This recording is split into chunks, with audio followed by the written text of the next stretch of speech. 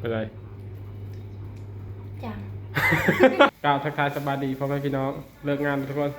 เป็นเขาไปกินแล้ววันนี้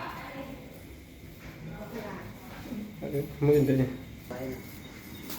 ฮะเอายัง เอาเดี๋ยวเราเสียฟอง บอสได้แล้วกินเท่านั้นพอแล้วเดี๋ยวเช็ดยังกินเลย ก็ทิ้งละลาย กินบอลเลยเดี๋ยวเช็ดยังกินเลยไม่ยังเลย ปลานิล ปลาเนนเฮ็ดยังกิน ต้ม ต้มปลาเนนฮะเฮ็ดหมดเลยพอสิทากินได้เดี๋ยวเฮ็ดคอยสิตำเฮ็ดแก้วเฮ้อเด้อเฮ็ดเอาเฮ็ดตัวนี้ ทานทีละทานทีละ ติ๊กต้นตีให้ติ๊กต้นมีติ๊กต้นเหรอ ไม่รู้มันไม่เข้ากันเลย อืม ก็เท่ากัน กิน2 คนกิน2 คนก็เท่านี้พอมีเราทุกคน เหลือ3 ตอน อาหารเท่าตอนแรกนี้แล้วก็ยังเหลืออีกได้ทุกคนเลยเอาไว้กินมื้ออื่นทุกคนเลยฮะเรือเพชรค้างน้ำก่อนนะหมอก่อน ล้างระบบล้างก่อนได้หมอ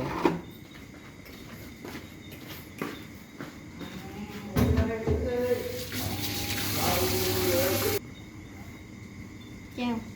จะเฮ็ดแล้วก่อนจะเฮ็ดแก้วมีข้าวต้มไม่ซื้อมีแต่ค้างน้ำแล้วก็ประเดะเสื้อบอกประเดะเสื้อเลยเนาะโพ่มันกระจ่างเลยเสื้อประเดะ เหรอ บัวเสื้อแล้วก็เล จะ ย ติดประเด็กอ่ะ เอาเนื้อมันก็ต้องใส่ไปนั่นเลย เราไม่เคยกินต้มปลาชิประเด็ก พอแล้วน้ำอะใส่เวลาใส่ตามันก็สิพูพอดีเลยน้ำไม่ได้สมะนาวดิจ้ะไอ้เนาะกองมันบลบุไม่ได้ของเขามะนาวฮะของไอ้เจ๋งก็ส่งสายนี่ของเขาไปเลย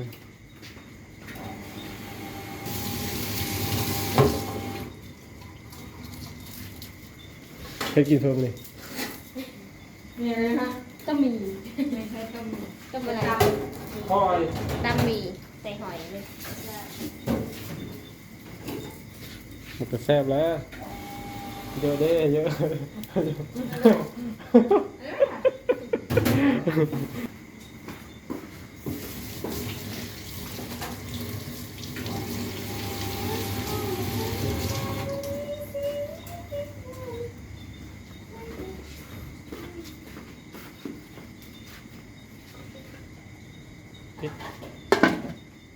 ให้มันฮ้อนกัน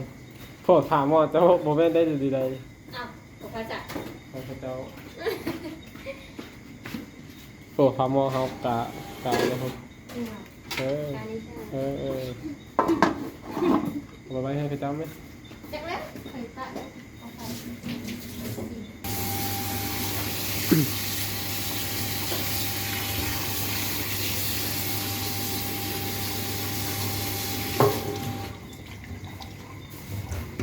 เยี่ยมไปใส่เลยล้างลาเดียวน้ำนมเนาะ จากน้ำนวลย้ำแข็งแหละเดินต้องเดินให้สะอาด ป้าใส่เอาอยู่ให้เจ้าเฮ็ด ใช่ใช่ใช่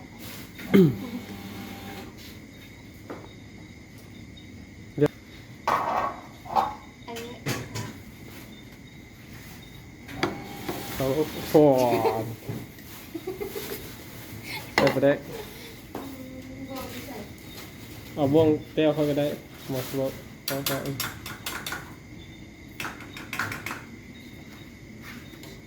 โอยเสียเลยหอยยัง หอยเชอรี่บอก หอยโมหอยโมทำไมเรียกไม่เหมือนกันหอยโม หอย พอปะ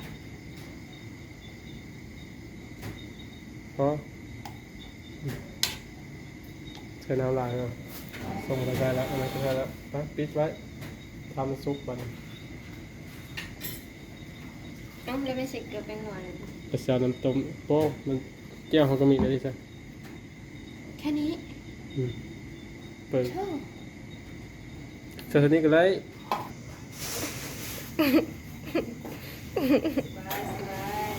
ถามกันตอนเลยค่ะ เป็นอย่างต้องใส่ปลาแดก ใส่แล้วเนาะมันจึงแซ่บ เขามีแก้วอยู่ดิสักเขาได้กินเล่นเขาส้มรสโอ้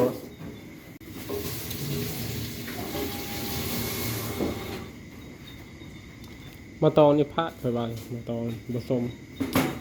ต่ำเลยแต่กระบต่ำเจอกระปุกตอนยังน้อยเนี่ยค่อยโกงมาตองโกงใหญ่หนึ่งขึ้นบ่ได้ไปหาแบบเวลาฝนตกหรือพายุเข้าเล่นไปหาเก็บเอาอยู่ต้นมาตองเนี่ยแล้วก็มาต่ำเจอกระปุกก็ไปตกอายุหูตามขนาดแล้วมาต่ำเจอผมแซ่บเลยป้าตกผมมาแซ่บอยู่ต่ำเจอกระปุกฮะ ปูดิพะ กระปุกดิบเลยเนาะ ปูน้อยอ่ะ ต่ำเจอมาตองแล้วผมแซ่บนึง แล้วก็ใส่ผักสะแงงน้ำคุณเคยเห็นวันนั้นเนี่ย อันนั้นบ้านนอกไม่เคยกิน แถวบ้านนอกเราพามาได้เราหยดซื้อได้ โอ้หอมตอดมันเตะดังแล้วเนาะไป เตะแห้งแบบบ้า โย่ดังดังเยอะครับ เตะแห้งแบบลิ้นแบบ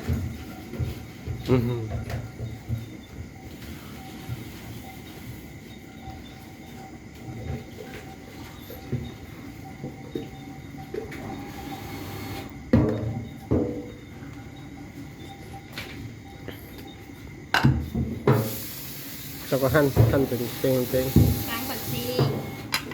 อีดินนะ เชื่อได้ไหมสิเขาบอกซื้อ แต่ว่าซื้อ ปี โอ้โลกหมกตองนะซ้ำนะ กินแต่เปอะกินแต่โน่นนะ อะไร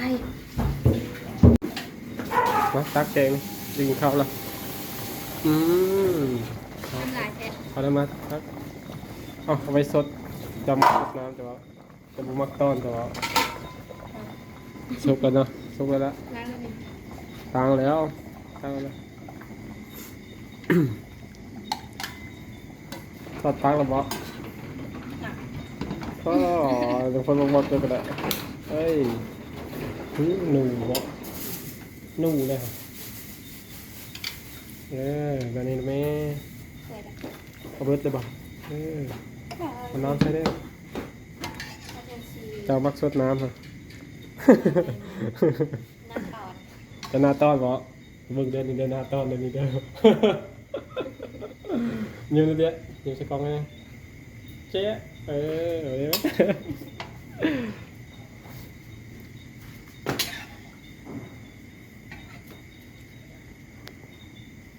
โอ้ย วันนี้ทุกคนแล้วล่ะ จับลงมอดิ กินได้ปะเนี่ยเอ้า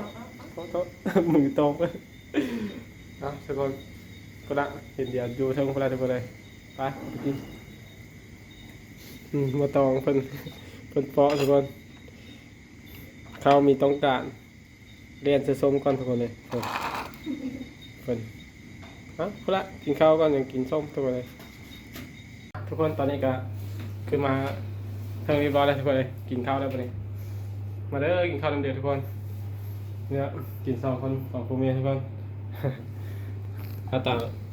ตาแกงของเราก็ประมาณนี้ใส่ดอกบวง ยังไง เอามาแล้ว อันนี้ไง ยืมเนี่ยบ่ได้บ่โต คิดว่าจะเอาอันนี้นะ ที่เขาโดนให้พี่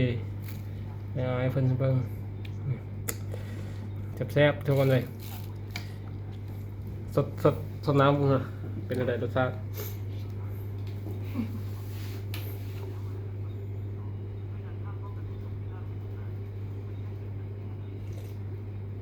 เป็นไร จัง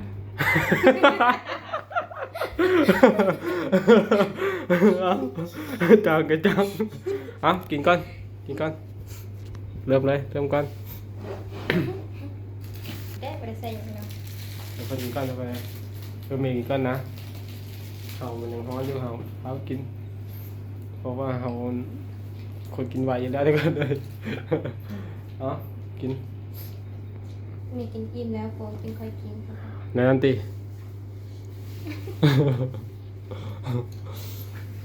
ฮะชิบเบิ้งเจียวเป็นยังไงเจียวเนี่ยเจียวกับเนี้ยนี่เอาเลยทุกคนแซ่บไปทุกคนมือสอดจุบ่ ตัวอีกแล้วเลย กินบ่แซ่บว่ะไปตาจะสอดจุอยู่เจียวเนี่ย ต้มมากินต้มดี ยำยะ ยำยาก เจ็บแคบ สอดจุหวานได้ อยากให้เขากินวะ กิน2 คนทุกคนไม่รู้เวลาแล้วกินทับนี่ก็พออยู่ได้ ก็ว่าไม่พออยู่ได้แล้วอาหารดีเลยสำหรับบ้านเราเด็กทุกคนเลยสำหรับบ้านคอยเราแบบทุกวันดีแล้วนี่มาอยู่ไทยเรากินอาหารดีแล้วนี่เหมือนอยู่บ้านก็กินแต่หน่อไม้ก็ดีเลยคอยว่าดี เพราะว่าสำหรับคนบ้านนอกคือเฮาก็ถือว่าดีแล้วอาหารสำนักแบบเคสกบกินเคสแต่สมมื้อนี่เฮามาอยู่ไทยเขาจะกินกบกินเคสเลยทุกคน จะกินแบบปิ้งกบปิ้งเคสมาตำมะแจ่วมะเขือป้าเถอะเจี๊ยบเคสไม่ใครกบบ่ปันเลยกบ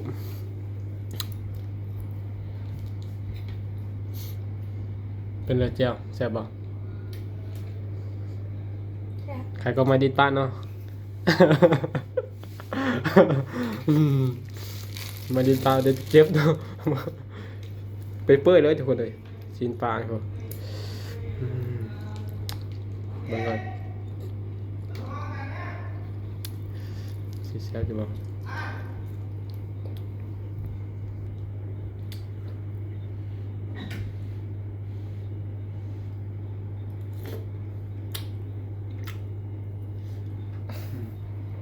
มีแต่ป้อนทุกคนเลยแซ่บบ่ไปทุกคนเลยกินข้าวกันบ่มีค่าตั้งกล้องทุกคนเลย ค่าตั้งกล้องเอาไปละเนาะสำหรับคลิปนี้ก็ขอจบเป็นเพลงเท่านี้เนาะทุกคนเนาะคลิปหน้าพอกันไหมสำหรับทุกคนที่เข้ามาเบิ่งในคลิปนี้ฝากกดไลค์กดแชร์กดติดตามเพื่อเป็นกำลังใจให้ท่านเบาผู้ทานเห็นเด้อทุกคนเด้อผลสู้ชีวิตอยู่ประเทศไทยทุกคนเลยในงานลาวสู้ชีวิตอยู่ประเทศไทย2ผัวเมียทุกคน เนาะครับสำหรับคลิปนี้ก็ขอกล่าวคำว่าสบายดีทุกคน บ๊ายบาย